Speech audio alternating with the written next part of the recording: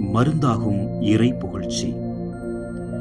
ஆண்டவர் ஒருவருக்கு நலமோ நோயோ அளிக்க திருவுளம் கொண்டால் அவற்றிற்கு நன்றி கூறுவதோடு அவை அவ்வாறே இருந்திடவும் விரும்பிட வேண்டும்.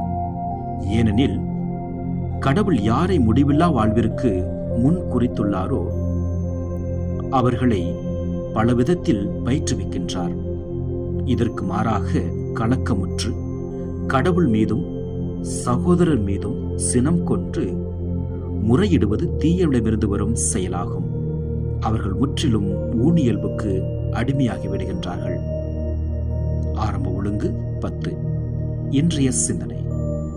நோயில் உழலும் போது நமக்கு இயல்பாக வருவது எரிச்சல் உணர்வும் அதைத் தொடர்ந்து முறையிடுதலும் ஆகும். நலமடைவதற்கு மருந்துகளோடும் சிகிச்சைகளோடும் தன்னேற்பு மிகவும் அவசியமானதாகும்.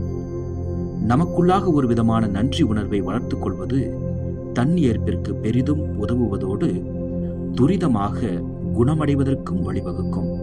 அதுவும் சிறப்பாக இறை புகழ்ச்சியில் திளைத்திருப்பது தீயவனுக்கும் ஊனியல்புக்கும் அடிமைகளாகுவதிலிருந்து நம்மை காக்கின்றது.